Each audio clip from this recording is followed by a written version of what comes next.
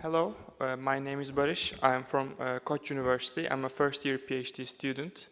And today I will make a presentation about unity in European foreign policy, and I will try to analyze PESCO as an empirical example.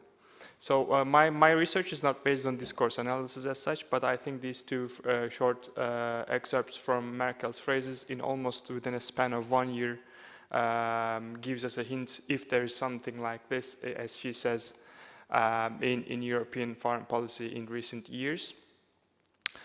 So my research question is there a move towards national perspectives from European ones? And I measure European perspective by different member states' agreements on specific objectives, and I take ECFR's unity score here, and then I look at number of council decisions on CFSP. And here I try to show that it's difficult to treat unity as a binary variable because it's difficult to say there is unity or there isn't any unity at all, because as you can see here in the unity score in 6 years from 2010 to 16, one cannot say that there is no unity in terms of different member states' perspectives in these issue areas. Also, number of council decisions on CFSP says that given the even if there are different perspectives of member states, council is active in terms of having some common decisions on CFSP, but the extent of it, of course, differs. So, like I said, I try to show here that it's difficult to treat unity as a binary variable. And the next question I address is there a European foreign policy? If there is, what is it? And I look at Brian White's 3 answers here. The first of which says that there is a European foreign policy with the increasing relevance of foreign security and defense issues in EU overall. And the second says that there is no European foreign policy because EU has been ineffective in responding to crisis in its immediate periphery, for example in Balkans and elsewhere. And the third is the less pessimistic approach, which says that there is no European foreign policy and it cannot even exist because foreign policy is an exclusive area of sovereign state control. But my approach is actually closest to the first one, because the first 2 measurements I showed and also all these actions in the ground at least says us that there is a European foreign policy, but the extent of convergence and divergence within it differs. But what I'm trying to say is if we understand European foreign policy as a policy outcome, and if we narrow it down to EU level, actually we have a European foreign policy. So based on these assumptions, I then move on to Europeanization, and I try to define some criteria upon which I can assess PESCO. But before starting this, I would like to say that this is just an example.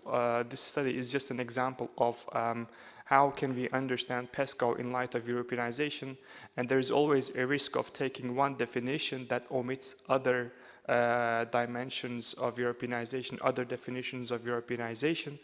And by looking at one of the earliest definitions of Ladrech and then more contemporary definitions of Radaeli, which moves towards more top-down approaches and inclusion of more bottom-up and cross-loading approaches, I take Coles and his colleagues' definition, as you can see in the second bullet point, and then I identified 3 criteria upon which I can assess PESCO.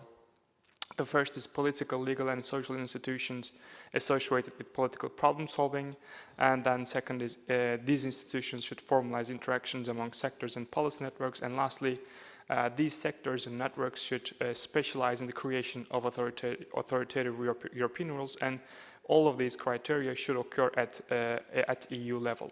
So now I move on to PESCO. So as you all know, PESCO launched in 2017, although it was explicitly mentioned in Lisbon Treaty since 2007. And I think this can be named as a turning point, this last initiative, because for the first time there are concrete projects and more binding commitments, and there is an increasing phrase of binding commitments in PESCO documents. It's on a voluntary basis, the participation in PESCO.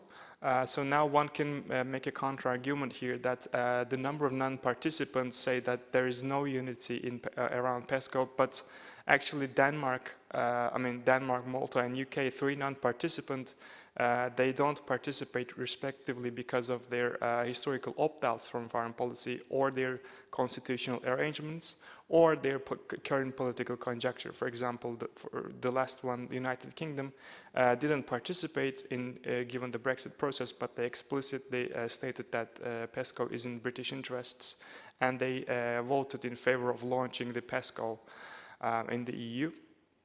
And also the PESCO is launched upon the targets mentioned in Global Strategy of 2016. So the first criterion is,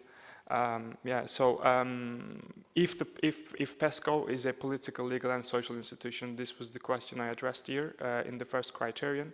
Actually, this is, I think, among the 3 criterion I mentioned, the most successful one for PESCO, because it clearly, each project, there are now 17 projects, and each of them clearly identifies the problems it aims to address. And also, these are the 17 projects, and I highlighted military mobility because it is the project that includes the highest number of participants, except for Ireland. Actually, all the PESCO group is in this project. And it targets basically interoperability of military units of different member states. And I believe that it could be indicative of, somewhat indicative of unity, because it implies that forces can be deployed alongside each other.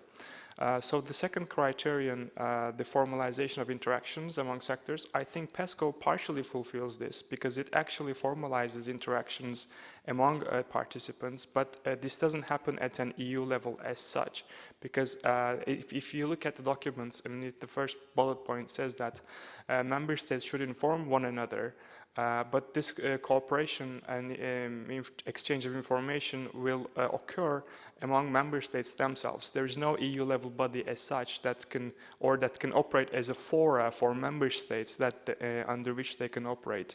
And participants of these projects are obliged only to inform the Council after they decide on projects. So as a result, PESCO's prerogatives formalizes interactions among participants, yes, but it does not do so at an EU level. So the last criterion, formalization of policy networks specializing in the creation of authoritative European rules. Now I look at PESCO Secretariat, which is actually independent from the Council's roles. The documents explicitly state that this PESCO Secretariat is independently formed of EDA, External Action Service, and military staff, but its roles are limited to feedback, recommendation, and additional support. Otherwise, the Council is responsible for the overall assessment of projects, and it decides mostly by unanimity, apart from only one area. There is one area that it decides by qualified by majority voting, and this is okay. And this is the inclusion of new participants to PESCO group. So therefore, the governance at the EU level, we have such a governance at EU level, which PESCO Secretariat could be considered as an example, but it has an advisory characteristic. It is not an authoritarian EU rule as such, if we understand from authoritarian rule as the some directing directing rules or rules that can change member states' attitudes as such. So here are my conclusions. In the first criteria, I believe it's fulfilled, but the last, the second and third criteria are partially fulfilled, and I believe that. If unity is understood as cohesion under the EU's institutional framework, then PESCO indicates a low level of unity, since it is both launched and mostly directed by member states themselves. There is no authoritarian EU rule or EU institutional body that directs member states. But like I said, this is only one definition of Europeanization. From the beginning, we have been mentioning that in comments that it may be difficult to differentiate Europeanization from nationalization, but if we narrow Europeanization down to EU's impacts, then we can say that PESCO does not necessarily fit well into Europeanization framework. But like I said, my work here is just an example. I think a more complete analysis will be including different perspectives of Europeanization and analyze PESCO as such. And another limitation is, of course, PESCO is still ongoing, and it's always risky to study something ongoing. Thank you very much. Thank you very much indeed.